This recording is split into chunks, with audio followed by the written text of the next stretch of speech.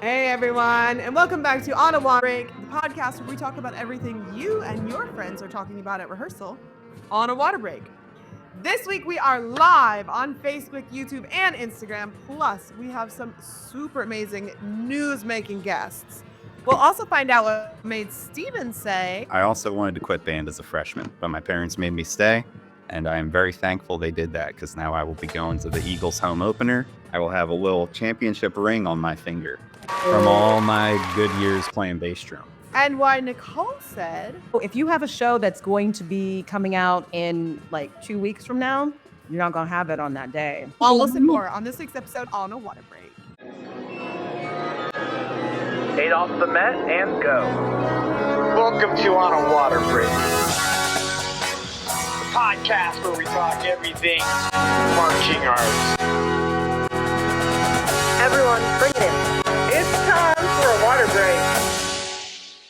Hey everyone, it's Jackie. We have a great episode this week, and we are live, so who knows what could possibly happen. It's always hectic and crazy whenever we do the live show. We also have amazing fun guests on the sidelines this week. But before we go check them out, make sure you go and subscribe on your favorite listening app, write us a review, share a topic that you want to talk about. Email us onabreakpost@gmail.com, or you can find us on social media at On a Water Break, wherever you get your social media. DM us if you want to be on the show, or you can fill out our form.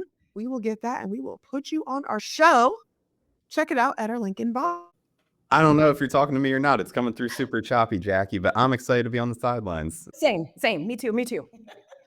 I've been doing a whole lot of band camp, and I'm finally free. Happy for you on that one because no band camp for me. What have you been up to lately? Who, me?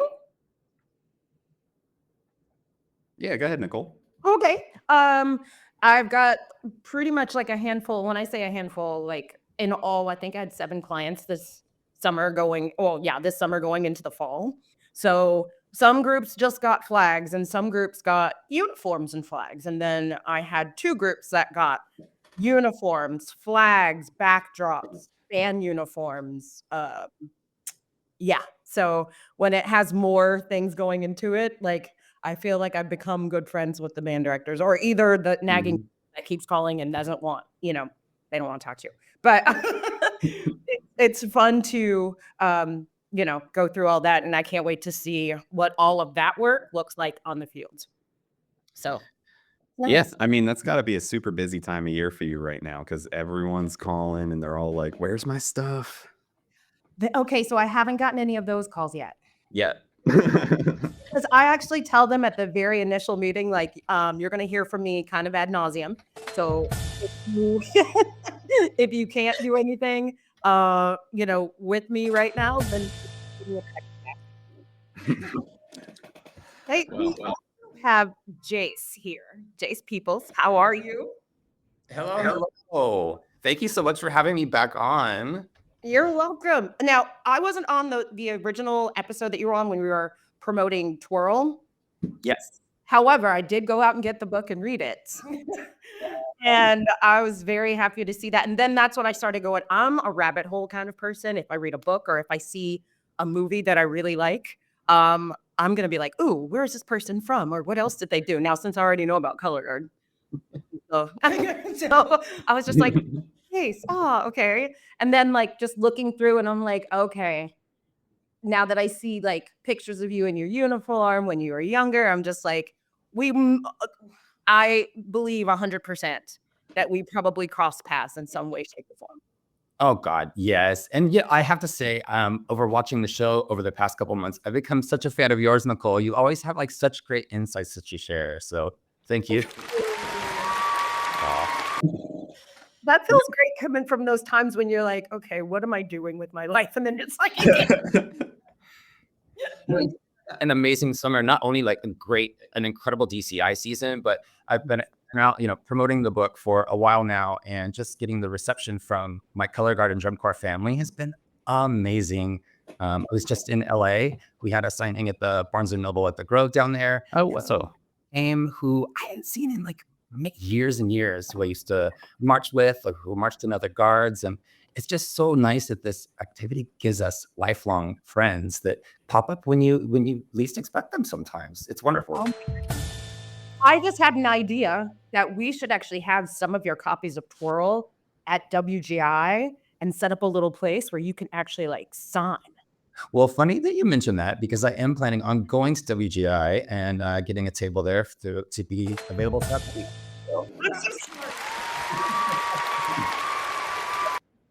That's really cool. Thank you. Well, also joining us on the sidelines this week, we have Jade Rhode, who is a proud marching arts mom whose son Finley lives and breathes band already, especially for the Ohio State University Marching Band. So from rearranging furniture for field sets or leading living room parades, Finley's passion is nothing short of contagious. And she's going to give us her full 32 counts in a second. But I wanted to welcome to the show as well, Jade Rhode. Thanks for joining us. Thank you so much for having me. Good to be here. Awesome. Well, I want to hear all about Finley in a second here, but let's start with your 32 count life story so that our whole audience can learn everything about you in about 30 All right. All right, I'm ready. Haven't rehearsed. So see how it goes. From birth to today, all of it. Okay. All right. I'm from a small town in South Carolina where I met my husband in Hanahan. It's just outside of Charleston. He was in theater. I picked up flute in 6th grade. I played piccolo in marching band for 5 years. It was the highlight of my life. About 10 years after we graduated high school and after reconnecting on Facebook, we got married. And in 2021, we had our son Finley. He turns 4 at the end of the month. We have a dog named Lucy. We have a turtle named Oliver. We have a saltwater fish tank. And we live and breathe marching bands. Nice. There we go. That was so good. Got it in right in time. Well, I'm excited to hear a little bit about Finley as well, because we only got a little bit about Finley there in the 32 count life story. Sure. When did you first realize he had a passion for marching band? Yeah, it's been a series of events. It started, we took him to see, I have a little brother who was a sophomore in high school at the time. We took him to see a football game here in our small town. And he loved it, but he was freshly 2 years old. So we took him home and, you know, they don't understand. So he was asking, when are we going to go back and see more football and more football? So we put it on YouTube, found the high school and put it on YouTube. And I tell you, that barely 2-year-old sat there and watched a high school football game on YouTube for over 2 hours. I could not believe it. And he wanted to do it again the next day and the next day.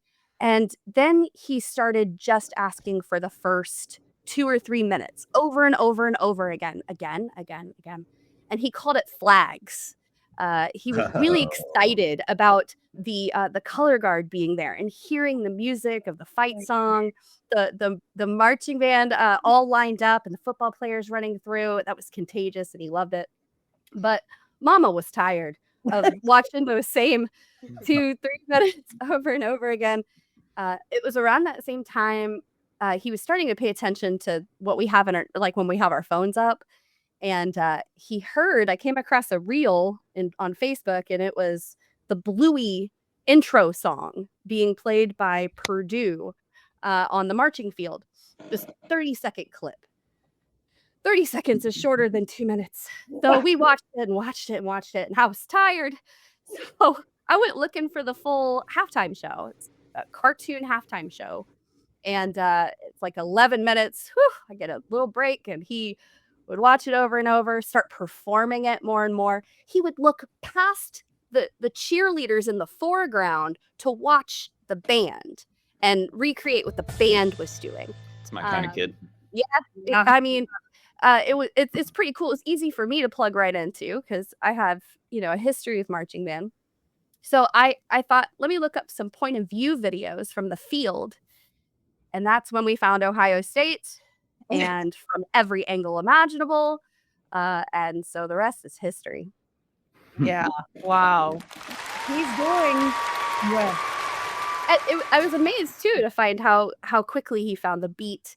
It just came really naturally to him. And I guess to answer your question, that's when I really noticed that there was something big here. So back in the 1900s is what I like to say.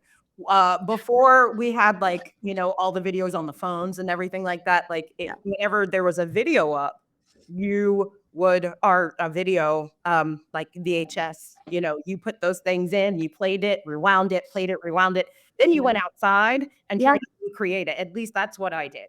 Right. And so like, were your son to be doing that at what, almost 4? Yeah, he's not quite 4, and he's been doing it for over a year and a half. So it's been close to 2 years he's been doing this. So he's well practiced at this point. Wow. I hope that there is that he keeps going with it, because by the time he's even like 12, it's gonna be amazing. Yeah. And we love to watch it as much as we love to play it. But it's a part of every game we play, whether we're pretending to march and play with instruments around the living room, or if he's creating formations with his cars, his crayons, his grapes, he's thinking of it all the time. Well, this is pretty crazy. I mean, Jase just wrote a book, but Jase, when did you start? Because I think he's way ahead of you. Finley's off to a good start here. Oh, for me, God, I didn't start until I was like 14. So yeah, he was like So it sounds to me like Finley might write a book by the time he's 13. Stay tuned. Yeah. Wow. Well, what's it like watching your child fall in love with the activity in such a pure kind of like imaginative way? It's nostalgic. It's heartwarming. It's kind of amazing. And I just feel like I'm called to help give him more opportunity to do that. My husband feels the same way. My husband created like a felt a marching band field for him to play on, like you might do for a train rug or car roads, and has made him drums, and it's so much fun for all of us. But it took us by surprise, particularly, I have to say, this Ohio State thing, because we don't live in Ohio. Look, I know we live in South Carolina. I can enjoy a football game, but I don't follow any football leagues. It's just not important to me or my husband. So when all of a sudden we know the Ohio State fight song and alma mater, it's a shock to the system. I know way more about Ohio State than I ever did, so it's tons of fun. Can I just say applause to you, Jade, because not a lot of parents would be so quick to support their child in the marching arts, and what a wonderful, wonderful gift you're giving him already. Well, thanks. I honestly feel that's sweet. We're all doing it. It's kind of all making all of us better. So we're just bonding over it and having a blast. That's Nice. awesome. Thanks. Well, that's super cool. We'll talk more about it in a little bit, but I want to take a moment and just preview some of the amazing episodes and other bonus content that we have going on here. For starters, we've got an episode remembering Bruno Zacala, Guard Glam and Burnout in the Band Room. So this is a heart-forward tribute and a frank talk on burnout, glam, and band camp realities with Nicole, Ricardo, Whitney, Trish, and our guest, Dr. Ryan Bronner. Quotes you can use here. We've got to grieve out loud. We're allowed to take up space. Band kids are out here melting. I remember Bruno or Ricardo even said that Bruno was the sparkle. So that's a great episode. Really advise everyone checks that one out. Boston Crusaders episode that we just took care of. So obviously Boston Crusaders won DCI this year. I got to talk a lot about that, along with unfortunate news of some band trailer theft. I feel like throughout the entire arc of this podcast, we keep on covering how people are stealing equipment from band programs. I'm glad someone else covered it, because I was so steamy when I found out about it. I was like, I used to be the person that always came back and talked about that. It keeps happening, unfortunately. But but also choreo tips. So in that one, we've got Josh Smith, Dalton Stout, Clara Bagwell, and Eric Levi, really talking a lot about DCI, PASIC 2025. So that's a great episode. We've got 2 other episodes wanted to shout out, from Cadet Guard to the World Stage, Meridian World Guard, Heat Safety, and WGI's Regional Plus. This is one with you, Nicole, and Alicia. Do you want to talk on that episode a little bit since you were there for that one? Yeah, so we just spoke with both of the directors from Meridian and what their trajectory was for the next season. But there's also a new, I want to say, format for the way that WGI is doing their regionals. Since we dove into that a little bit more. Watch the episode, find out. And it was right during marching band season, so we were talking about all the ways, like, hey, because there was in Mississippi, I want to say, like 11 kids went down on one rehearsal because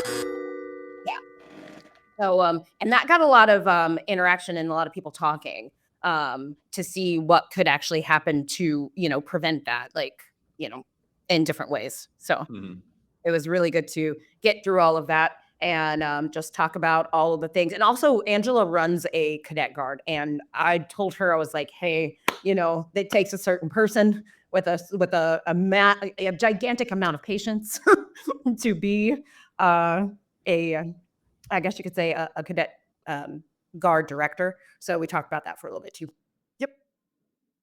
And then I believe you're also on the other episode we want to shout out with Alicia and Whitney, the one for body shaming in the marching arts.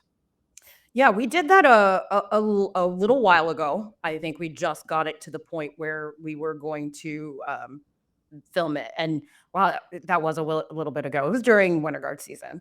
But just going through and sharing some stories. So I know that I don't want to say I don't think that there's a trigger warning, but maybe if that's something that's sensitive to you, we do talk a lot about our own personal stories of having that happen to us while we are there. But also we had some other people on to talk about if you are an instructor and how you should approach people like that. Like it's just, it comes from all facets. It comes from all the way around. Right. Well, that seems like a good episode as well. I think that there's a lot that everyone could learn there, or stuff that might even be useful for you if you're a marching member. So check out all those great episodes that we've got. And of course, plenty more episodes to come each week. So on that note, I need to go set up the living room. Jade needs to go grab Finley, and we will be right back from a short commercial break.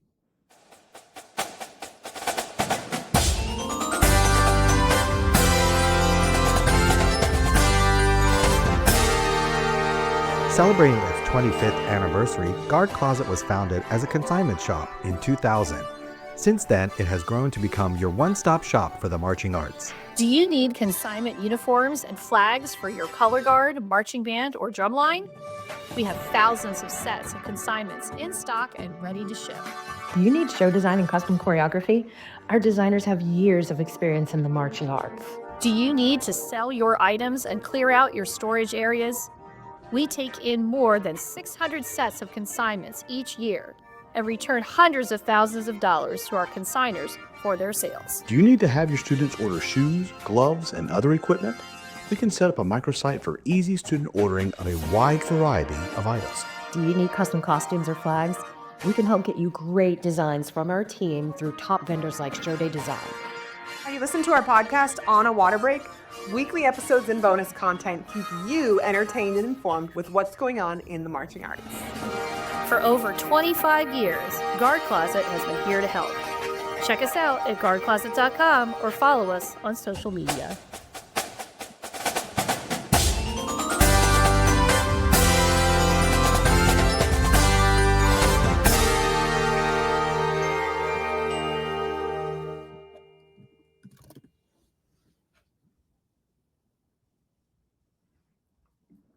Hello, and we are back.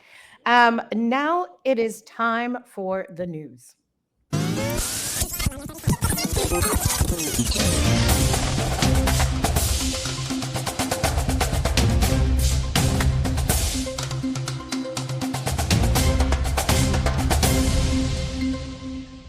Okay, I'll get us started because the first story here is something I was working hard to try to prevent. I tried so hard, but I could not succeed. The Reading Buccaneers won their second ever DCI All Age Championship and most likely their millionth DCA All Age Championship. Great year for Bucks. They scored a 97.525. I know at least in the percussion section, they had a lot of really, really experienced members. Wouldn't be surprised if that was true for the rest of the core as well. But shout out to the Buccaneers. They did an outstanding job, had an outstanding show and a great run. The Hawthorne Caballeros came in second place with a 95.775. And my Bushwhackers made it to third place with a 94.25. However, my percussion section came in second. So we will take that. That's a good show for us this year. That is something to be proud of. Yeah, man. Yep, dragging up the average. So shout out to a DCA All Age weekend band is super fun. The rest of the core is performing there. ACV, Atlanta CV, came in fourth with a 91.625. Cincinnati Tradition with a 90.95. Hurricanes, the Connecticut Hurricanes, which honestly, the more I think about that, makes no sense. Why are they the Connecticut Hurricanes? They don't have hurricanes up there. But 89.55 for the Connecticut Hurricanes, and the White Sabres score an 87.475. So I love All Age. I think that the move to Indianapolis and the DCI for all those cores has been really awesome, actually, and makes it a way better experience. Can't wait to run it back next year and, probably beat the Buccaneers. Yeah. Yeah. Definitely. We're gonna. Yeah. I have been seeing a lot on my feed because I used to be. It's a whole new animal. Yeah. I've been seeing it all on my feed that people are like, oh, it's so weird not being in Pennsylvania this weekend. This is. And I'm just like, yeah, I get it. Because I used to march in upstate New York. And so if it wasn't in Rochester, in my backyard, then it was in Scranton. Williamsport. Or Scranton. Yeah. Yeah. Yeah, I think it's way better. I guess I would be driving home from freaking Rochester today if we didn't fix this and get us all out to Indy. So I think it's a much better system. I love it. Yeah, I like it. Well, I have the second one.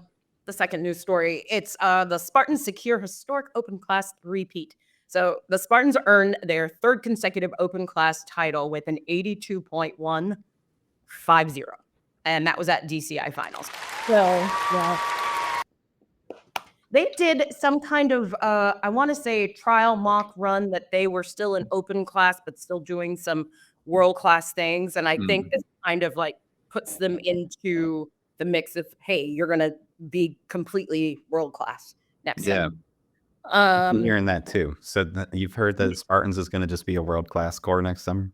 Well, we're going to go into this and find out. So at the Indiana Wesleyan University Stadium on Tuesday night, that's when Spartans had their rare DCI history of a three-peat. So after that, they were the fourth. They've been the fourth of 5 competitive seasons in DCI world class, open class world championship finals. So winning by a commanding margin. Let's see. So since the inception of open class in 2008, the Spartans have just had a second core to win 3 titles in a row. So that's amazing. I think what's going to happen for them as far as they go on is to probably still have this happen. However, the first time in the core history that they've ever been in the top 3 was Battalion. They actually came in third. Gold was second, and they had an 80.875. And then the Colombians were fourth. I know I went out of order for all of that. All right. So noted. Don't let Nicole run retreat. All right. Okay. It keeps people on their toes. They're like, if they're fourth place, who cares? I do. But I do think that they'll probably be world next year because this whole I guess you could say format platform of them, being open class but competing world class, because they were beating some world class cores. when they were actually performing with world class. So, I'm just going to say it. I don't know. I don't know if it'll be there or not. But like the rumblings that I'd heard from a lot of other people was that, yeah, they should just be open class. So, sorry, not open class. They should just be world class. I was going to say that'd be a pretty pessimistic person rumbling. Stay in open class. Well, you never know when people try to whisper. There's a lot of really pessimistic people on the internet, though. It's true. But through the rest of open class, 5th place, I'll do this in order. 5th place was River City Rhythms with 76.3. 6th place was 7th Regiment, 74.225. And then Raiders in 7th place was 73.75. Open class is very competitive. Yeah, absolutely. Itself, like when you talk about a neighborhood, like the neighborhood is the whole class, pretty much. Yeah, you're right. That's kind of crazy. Oh, cool. All I right. will see them in world class next year. Let me put that out there. I was just going to say they've got a great percussion team. They should be world class. They actually already are plenty world class as a percussion team. They should just be competing. But we're going to be going into a new season here with Bands of America this fall. And it is going to start September 20th. There are going to be regionals in Austin, Las Cruces, Toledo, McAllen. And then they announced that their Grand Nationals are going to be in Indianapolis, November 13th through 15th. So make sure you check out marching.musicforall.org if you want to see the full schedule of where Bands of America is going to be performing. But I'm pretty excited to see that. And also pray for me because I'm going to be getting back into judging. I have 3 contests scheduled for myself after not having judged for a while. I'm so proud of you, Bucky. So the babies are going to be there with their babysitter, and I'm going to do my best. Nice. A well-deserved break for an afternoon there as you go and you put in all that work. Right? Break from being a mom and just sort of jump into working really hard. So All right, well, I've got our next story here. I think that I talked about this one a few months ago when they proposed it, and now it is becoming real. So Did you put it in yourself? what was What's up? Did you put that in yourself? that? No way. I do not touch the rundown, Nicole. But WGI has approved a mandatory strobe light warning and announced during the scripts and before they'd announce a show. So if you're going to use strobe lights, and I think this is a great decision, it will now have to be very properly warned and communicated to the audience that you are about to strobe at. At least they should know. I still think that, maybe you just don't need to do it.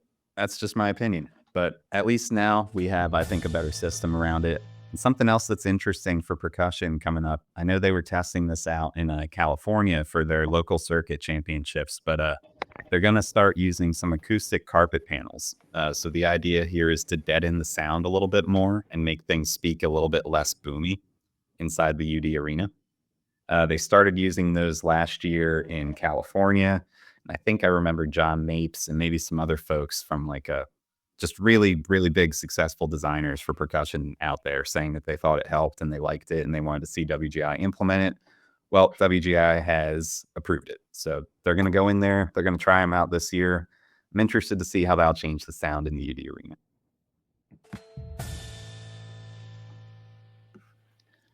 I've got a story as well. Not quite, it's not a happy one, but I think it's important to talk about too, especially as a mom. This story is out of Leander School District in Texas, where, as we know, there have been a lot of inclement weather and flash flooding, and unfortunately, we have lost a young marching member of Glenn High School. 15-year-old kid. Cannot imagine how those parents are feeling, but I know band kids, and band kids are the best kids. And so it is, I just got goosebumps. It is heartbreaking to think of this young 15-year-old rising sophomore losing his life in the flash flooding. Sorry. And I know that his band misses him horribly. They had a tribute, and there was like a sweet story in the article I read where he was wearing a shirt that says, all in, and his band director says, we should say his name, Braxton Jarman. And he said, Braxton, are you all in? He said, I'm always all in. So, band kids. Wow. Yeah. That's very sad. Yeah. Well, thank you for sharing, Jade. We're very sad to hear that, but definitely good remembrance for Braxton. Right. So I have the next one. So Clark Atlanta University Panthers star at the MLB All-Star Game. Okay. So Clark Atlanta's University marching band, Marching Panthers, and the Essence Dance Line performed at the Major League Baseball? Yes. All-Star Game. Y'all, I don't sports ball. Okay. So when you put up acronyms in front of me, I have to be like, Yeah. I got it. I also do not sports ball. Thank you. But they were there for the pregame ceremony along with the Atlanta Icons. So in the press release that that we were reading about for this, like Jermaine Dupri was there, Ludacris, Kane Brown. There's just a lot of, just a lot of like really like celebrities. Like we have inside of our own little niche of marching band, we have our celebrities. However, these were like the celebrities that everyone knows, no matter, what genre you put them in.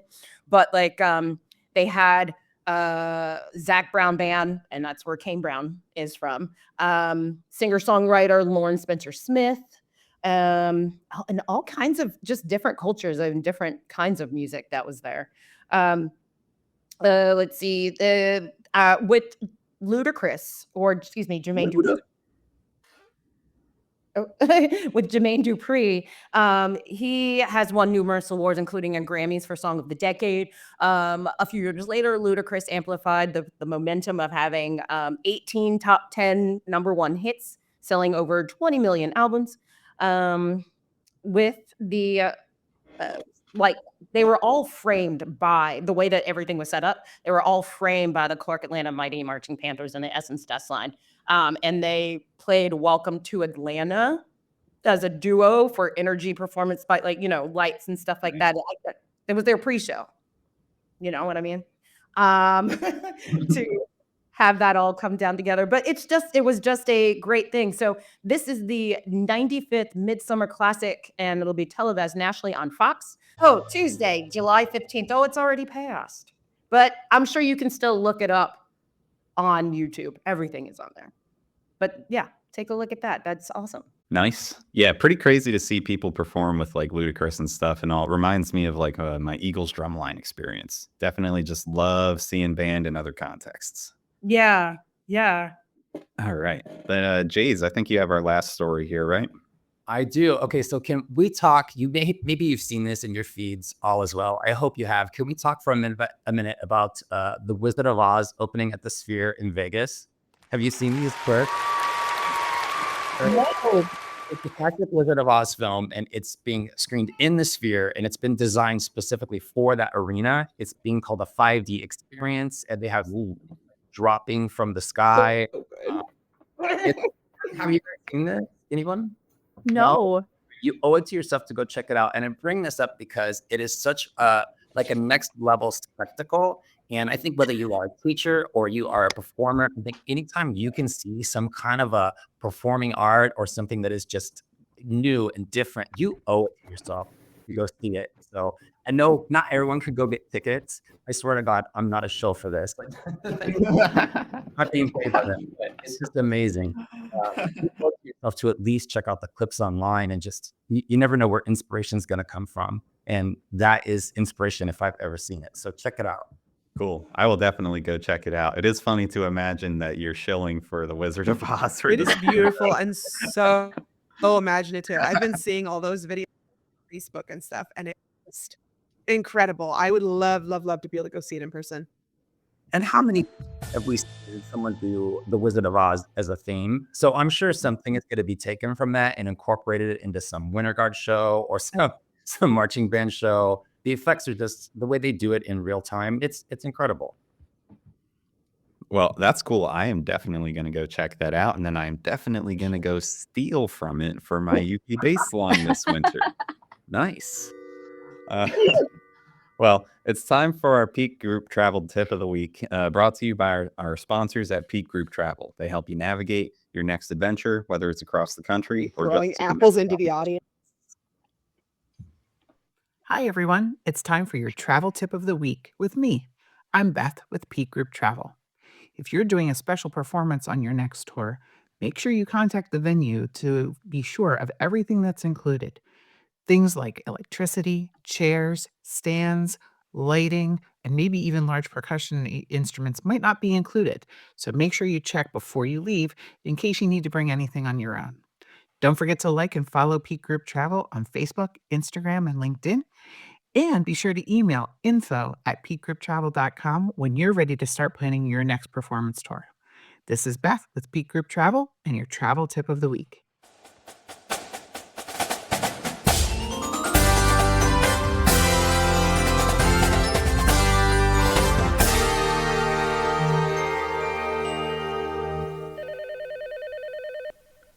Ready to elevate your travel game? Welcome to Peak Group Travel, the ultimate adventure creators.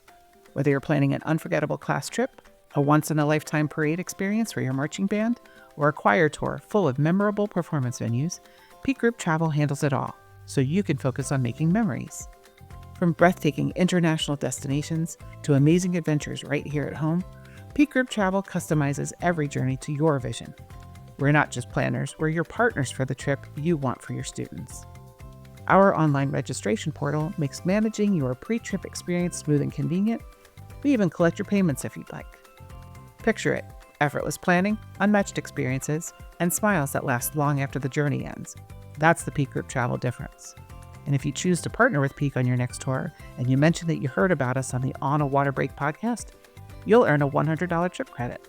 Discover why groups everywhere trust Peak Group Travel. Follow us on Facebook, Instagram, and LinkedIn, and be sure to visit peakgrouptravel.com today. You pick the date, and we'll make it great.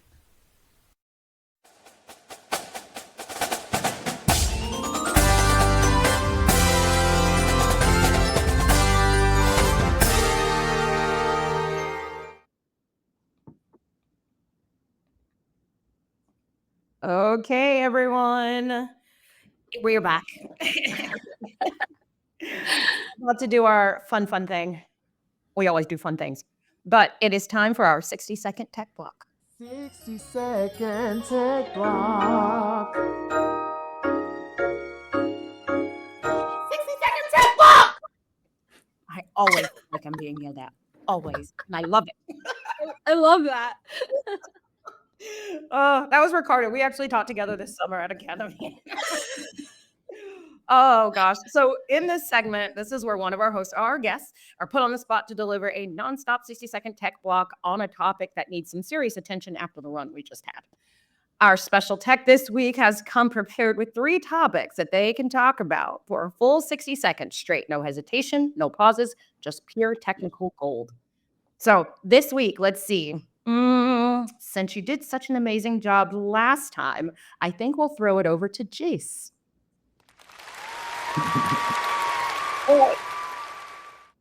So Jase, You, I think. you're ready? I mean, you'll be all right. Yeah. All right. I think I got a topic that's important. All right, I'm ready. Let's go. So, Jase, you said that your topics were 1, supporting other sections in the band, 2, Bruno Zuccala in his memory history, or 3, skipping rehearsal for no good reason.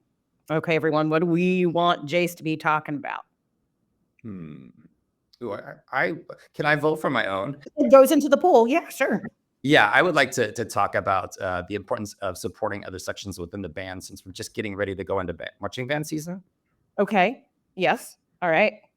Well, I actually like that idea a lot too, because we got a new percussion writer this summer at Bush, and I thought one thing that was awesome was how well he supported the entire band. So I think that that's a great idea. And I'm going to time you for 60 seconds, and I'm going to cut you off very rudely at 60. Understandably so. All right. So Steven's got 60 seconds up. What about you two? Jackie, Jade, same thing? Yeah, that's the one. That's the one I want. Okay. All right, great. Well, it's unanimous. Let's do All it. right. So we got it 60 seconds on the clock. I feel like we did, Bruno definitely deserves all of the honoring, but we had a whole episode about him. So I think, and I really want to know what Jase has to say about supporting too. So Yeah. let's do it. Perfect. All right. Jase, you ready? Let's do it. And here we go. All right. I want to say that in today's world, there seems to be like a lot of negativity a lot of times floating around in a lot of different ways. And marching bands and color guards are one area where we kind of get to be ourselves and be in a very inclusive, supportive environment. And if you are one of the people in your own group that's tearing down another section, you're also just hurting yourself. So I want to say that remember that all groups are a team. And whether you're in the color guard or you're in the percussion, you can help build as much as you can tear down within your own group. And sometimes just hearing from your own team member, maybe you're not really great friends with that person who's a flute way over on the other side, but letting them know they did a great job whenever they finished that section, or hey, that solo that you just played, that was amazing. Sometimes getting a compliment from within your own team can do so much more than you realize. And so rather than be somebody who points out the negative all the time in your team, point out the positive and helps build your team. Tell the percussion that was a great run. Tell your drum major what a great job. Wait, stop. 60 second take block. I'm kidding. Keep going. 60 second tech block! I so thought you were going to say something else. I didn't know that the time had run out. Oh, either. Sorry. It was in my heart. Going. Keep on No, going. that's so great. And I can't wait to get this into a clip so I can get it out to every place, because that's something, like Steven said, like this is something that every marching band should be listening to. And can I just add to that? Like, take the time to get to know the people who are teaching you a little bit more. Ask them about their history. Ask them about the lessons that they have learned. What can you glean from that? What can you as a color guard person learn from that new guy in the percussion? How can you help build each other? Because the more you open yourselves up to other experiences within your team and your activity, the better performer you're going to be. Absolutely. Oh, you're here. Very good. Yep. I agree. And I even think back to just some lines I was a part of when I was younger, and I was maybe either a little shyer or just a little more like overwhelmed by just needing to do my own job. I didn't take the time to really learn the rest of the sections in the band. And I feel like the better ensembles I was a part of at the end of my time, I really took time to know everyone. And then I felt like we were so much more locked in because everyone was like really cohesive. It's a lot easier to do that in a drum line. There's only like 40 of us compared to a drum corps with 160 plus, but definitely worth it. I do think sometimes we can get into the pain Olympics sometimes, like, oh, who has it harder? The color guard has it harder. Or, the pit just gets to stand there. It's hard to stand in the sun and sit there and play some really complex things that they're doing. So look for where you can learn from those things and where you can build up your other team members, because it's just going to make a better show and a better program overall. Right. Totally agree. Everyone has their hardships in those seasons. And honestly, too, I know a lot of people do pick on Pitt sometimes, but like those pushes are real, especially when you have to go so far to your field. And you've got a big old marimba and you're having to, your water jug, your backpack, and then you're pushing this hundreds of pounds, of pieces of equipment. So And you got to remember too, like, sure, spring training might be nice. You get to push the equipment into a room. All tour, the pit is waking up earlier than you and usually going to bed later than you because they have all these truck responsibilities. So they might stand around all day facing one direction, getting their sun burnt the heck out of them. But they've got their own set of difficult things that they have to deal with all summer long. I would love to add this one last thing about this. Sorry, I'm on my soapbox now. But a great analogy from a friend who percussion. And he said, all marching bands are like a Christmas tree. And that the percussion is like the stem, the trunk, and they hold everything together. And the band are like the needles and the branches. And the color guard, they're the lights and the ornaments. And if you don't have any one of those three things, you don't have a Christmas tree. Mm-hmm. Yeah, I love that. No, that makes a lot of sense. Yeah. was a solid 60-second tech block. Thank you, Dave. Hopefully someone out there got, some tech that they needed from all that. But now it's time to switch things up. And it's time for our favorite, what are we doing? What are we doing?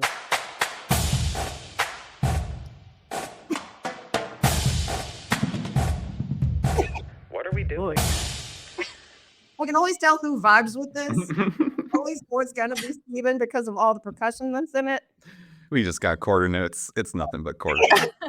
Y'all, this is the part of the show where we let loose a little bit, or maybe a lot. And this is your chance to rant about something in the marching arts that doesn't make sense. So maybe it's a tradition that needs to go, or a habit that performers have that doesn't seem to work, or maybe it's just something that you think, why aren't we doing this, or why haven't we started doing this? So whatever it is, this is your moment to call it out. So who's got something to get off their chest? All right, I'll jump on the sword. I have been with United Percussion. This is my 6th year, I guess I'm going on. So I love United. I'm not trying to knock it too much. But one thing I'm thinking on, we're in recruiting season and we're still using Facebook. And yes, that's where a lot of the band community is. But we're trying to find kids that are marching age, under 21, that want to do this. And it just makes me wonder, like, where do we go now? Where should the band community move to? Because I don't think kids are on Facebook, but I also have no clue where else we should be. So I guess my question for all you guys is, where do we go to recruit if kids aren't on Facebook anymore? You hit up all those other social media platforms. Like, I don't know if a lot of people use Discord, because that's a thing that kids are using. I don't know how popular Twitch is anymore, but everyone's getting on there and doing different things in real time. Please don't ask me how I know this, being I know that I'm one of the older people on this. But there's that. And then obviously the other things like, Instagram. Kids are all over Instagram. Kids are all over TikTok. It's one of those other platforms that you have to use. And you can tie them all together too. So it's not like you have to stop using Facebook, but put all of like we should still have our Facebook group. But I just do start to wonder, it's like, really, that's our primary place of distributing information to kids that are under 21. I just don't think they're there. And if they're there, I don't think they have notifications turned on. It's I don't know. I think we got to scratch our heads a little bit and figure out some other means. Mm-hmm. All right. Definitely Who's got another what are we doing for this one? What are we doing? Oh gosh, like what is it? It's September 1st. What are we doing calling around about getting uniforms around this time? Yeah. I mean, if you work backwards, and this is my gosh, coming from, personal, and yeah, Jackie, too. It's September 1st. Oh, we need this kind of uniform. Oh, okay. And you want it to be a certain way. Well, it's going to take some time.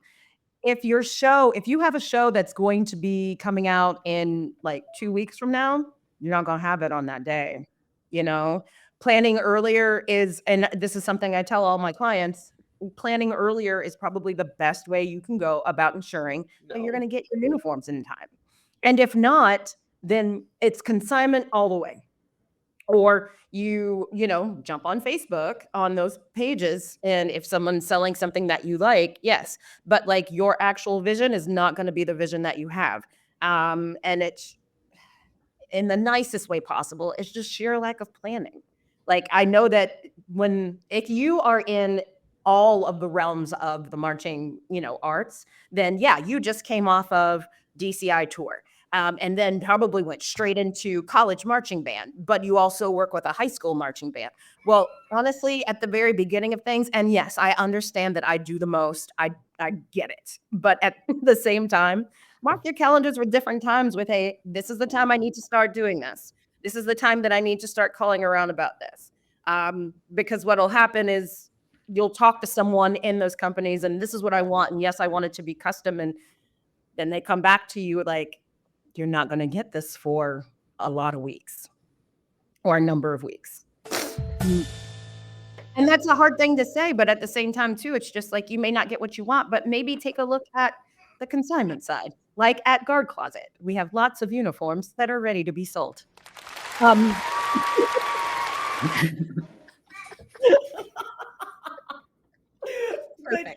Exactly. Okay, Jase. Can I tag on to that? Because my water wager so has to do with like this planning ahead situation, because this is the time of year and this happens every year that like request for a quote for choreography is like flooded with requests, and they're like, we need it into show in 2 days, and sorry, you're not going to get an entire custom color guard show in 2 days. Yeah, especially when we're like wrapping up all of the other clients who planned their show months in advance, and you're slowly working through. Yeah, you're going to have some fees for rushing things, but seriously, like having an entire show in 2 days is just not, it's not something that's going to happen. No. And I will just put a pin in it here, but I'm letting people know this is your PSA for winter season. Mark your calendar in, I don't know, the end of October to get that stuff in, especially if you're trying to get that done for your winter. Jase, what are we doing? An oldie but a goodie. What are we doing about not communicating changes in the music to the color guard staff ahead of time? I'm like, pet peeves. You're wasting your time and ours. Get off the all those things. Yes. That always used to be the bane of my existence when teaching, and they were like, oh yeah, we're gonna do the change, and then like the color guard is standing there ready to go, but they're like, what change? And also, I could choreograph something better that would have hit this moment a little stronger. We could have had all of this greatness already happening ahead of time, but now I have to wait for a whole other like block or a whole other rehearsal before I get to catch back up because you didn't communicate. Communicate with your staff. Changes. All right. My turn. Yes, Jade. What are we doing? So I am coming from a unique perspective here. I'm with all you professional marching arts folk, but I'm just re-entering the marching band world after 15, dare I say, 2 decades. So I'm looking and thinking how much things have changed, and from my old timers perspective, it's never like easy to accept the change. And I think I might be speaking directly to judges here in this podcast, but the judges on the field from just a viewer's perspective, and I totally get it. But from the band parent, from the viewer's perspective, how it interrupts the magic just a little bit, how it distracts from the art. I know I'm to blame. I'm watching them. They're there. But I also remember being on the field, and we were told to stare at the box and look for the color of the judge's eyes, and that kept us focused. And having the judges right there in your space is a little intimidating, and might distract also from their performance. So that's what I got. I'm sorry. No, this is a good one because I've got some thoughts on it too. I think a lot of the circuits, at least a lot of the big ones, have kind of felt the same way you did, and they've taken the judge off the field. So for there to be some other local circuits across the country, I think they should follow suit. But then a different question I have, I think they still haven't figured it out great, even in the big one, because now we have like a percussion judge who is standing like near the pit somewhere, trying to evaluate, but we are cleaning to where the judges sit up top. So it's like they haven't taken the full step of removing the judge from the field. Now they have the judge in a weird spot where it's like, my bass line's not meant to sound pleasant to you right there. They're supposed to sound good up there. Exactly. So I think it's they should just keep everyone up in the box, is my opinion. Bingo. Phew. Good. I did one show where I was on the field and I felt so uncomfortable. Yeah. Because even when I was marching in high school, I was told they're not there. You mow them down if they're in your way. It Right. don't matter, blah, blah, blah. And I'm like, and that was one of the things I was worried about first. I was like, I don't want to get in anybody's way. And, they were like, yeah, you can get on the field. You can kind of get as far on the field as you want to. And I was just like, that just seems so intrusive. Exactly. And it's just like, I can tell, and I was a visual judge. I wasn't listening to anything.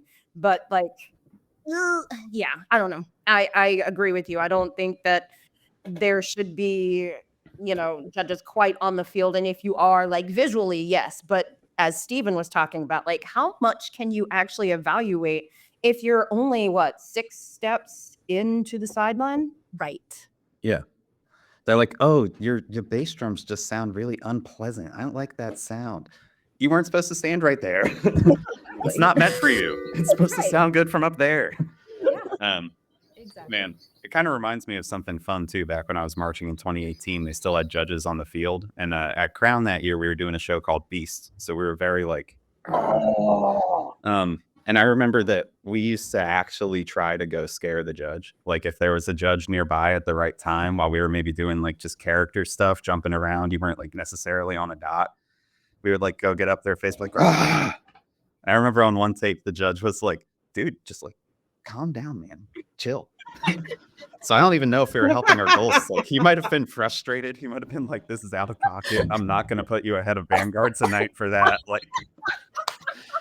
But yeah, got him off the field not long after. Maybe it's our fault. They might have felt threatened, felt like they needed to get up to the box where it's safe. Push him up there. Save equipment down. Was drummers who don't strap their drums on tight anymore, though. Wasn't lost the snare drum? Yeah, that was my friend back yeah. in 13, I think. Oh boy, who was that? It might have been Jeff Prospery that saved him. Can't remember. Finley he stumbled was on that rude. video at one point. We did watch that video. Yeah. Nice. Had to have been 15. I was there live for it, and that was a very memorable year. Oh, it was 15. Okay, yeah. All right. Well, I'll kick off our first Gush and Go. We've got our What Are We Doings off our chest, and now it's time to shout out something awesome that's happening in your life. Marching arts related or maybe not. Maybe you're excited about a performance, a student success, big life event, or just something cool you want to brag about. I, for one, have something cool I'd like to brag about.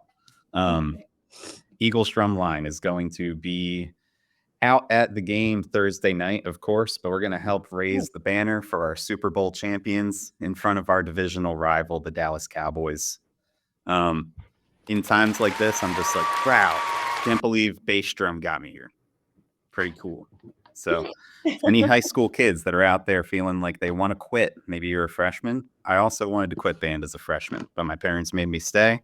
And I am very thankful they did that because now I will be going to the Eagles home opener, lifting that banner, and hopefully soon, I really thought I'd have it by today, I will have a little championship ring on my finger from all my good years playing bass drum. So Nice. Awesome. that's my Gush and Go for today. But what do you have, Nicole?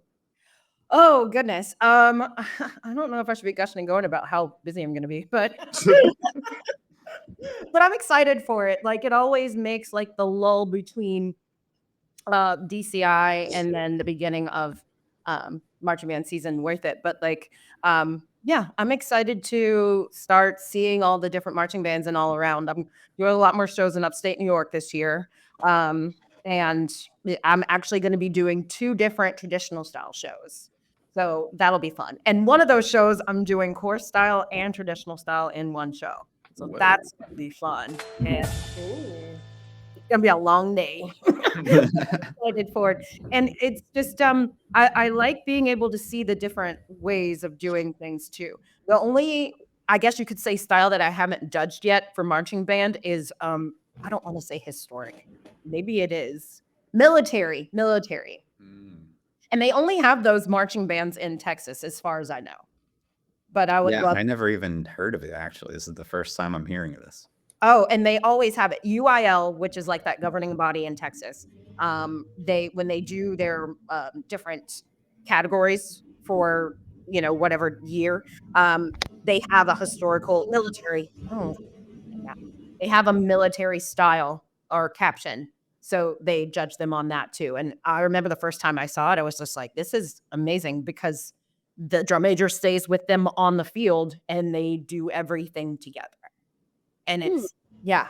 If you have, look that up on Huntington High School, I want to say, and out of Texas. Yeah. Look them up. Jase. I think that's me. Or Gush and Go. I just want to say, first of all, thank you guys for an incredible summer. Since I've been running around promoting Twirl, I have gotten to reconnect with so many wonderful people in the activity.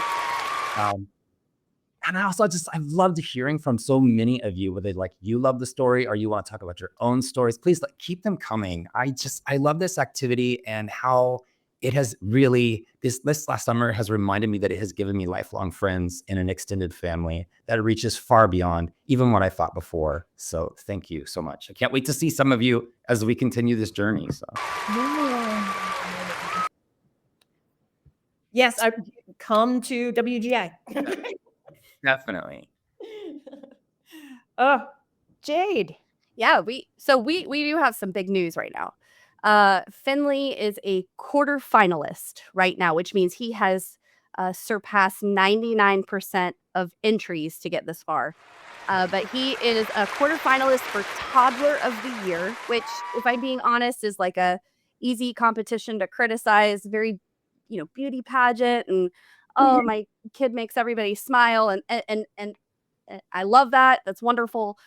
This entering Finley into Toddler of the Year is much more about rewarding his hard work, because I just want him to have the payoff of marching band, which is the harder you work, the luckier you get. Hard work pays off, and he is putting in the work. Feels like play to him, but he is memorizing. He is paying attention, and we just wanted to give him a reward for that. And Toddler of the Year, part of the grand prize, is leading the Hollywood Christmas parade. Could not be a better fit. Right, exactly. And then there is also a cash prize, which would more than cover an opportunity for us to take a special trip from South Carolina to Ohio and give him that big Ohio State marching band experience. Every time we say we're going to competitions, he wants to know if Ohio State is going to be there. He doesn't quite understand. But I want to just give him a little taste of manifestation. So we have a Facebook group right now where we're kind of collecting and giving daily reminders because this is the type of contest where you can vote for free every day. It actually, the voting began 8 minutes ago. So it just started. He ended his last group as number 1. We have to get to number 1 of this group to move on to semifinals. So please join us at our Facebook group, Finley's March to Toddler of the Year, where you can get links to vote. We have someone in our cast of panelist host, Jacob, and he is a twirler for Ohio State. Oh, that's so cool. My kid would just love that. You need to get y'all together. Please. We really believe that Ohio State's fan base, like the Buckeyes, are going to be what opens this wide open for him if he's able to get that far. So we need their support, and would love to see them in the group. Doing it. Thank you. Putting the word out for you. Thanks. All right, Jackie, what you got for us? What you gushing going?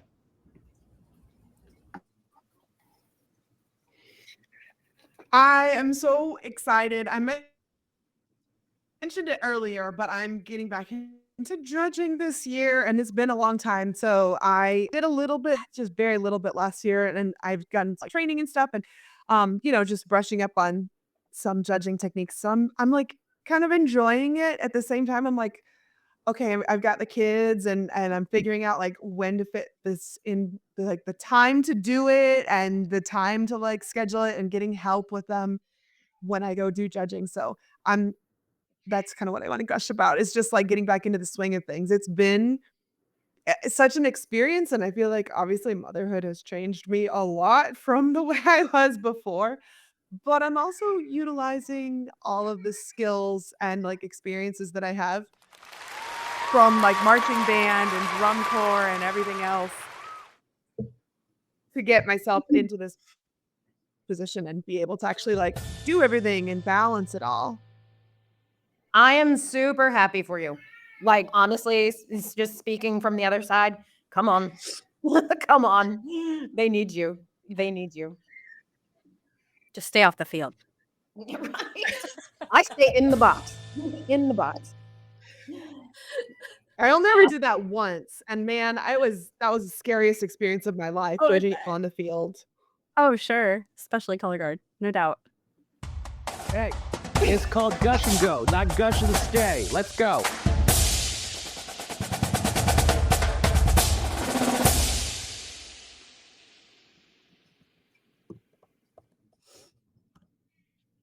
All right. Well, thank you everyone for a great rehearsal this week. Thank you everyone that spent the time with us Thank you guys so much for a today. great rehearsal this week.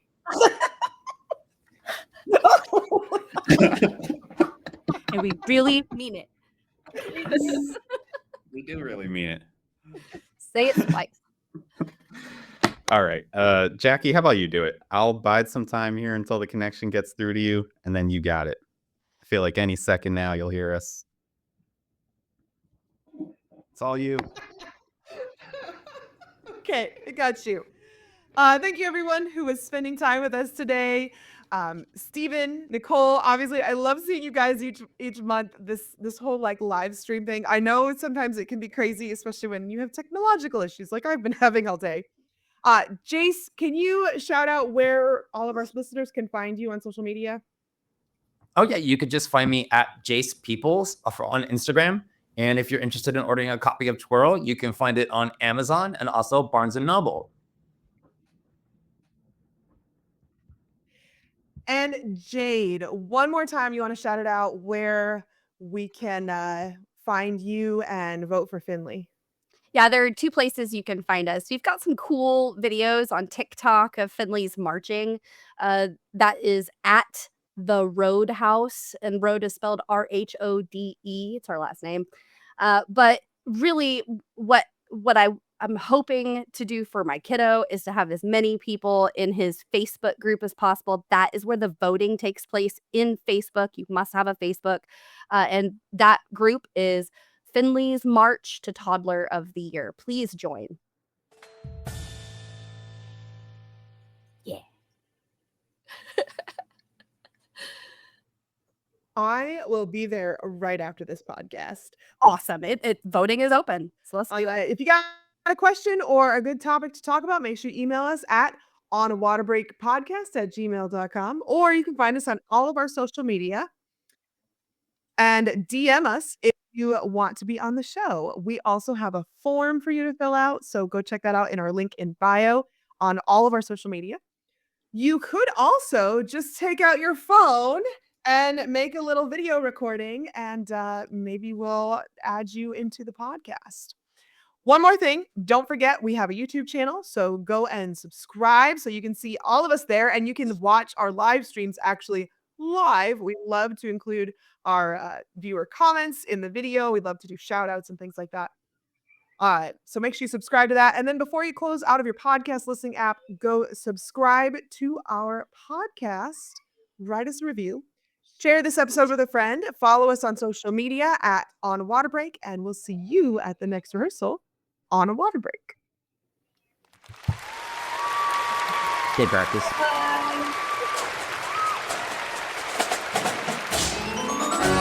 The On a Water Break podcast was produced by Jeremy Williams and Christine Reams.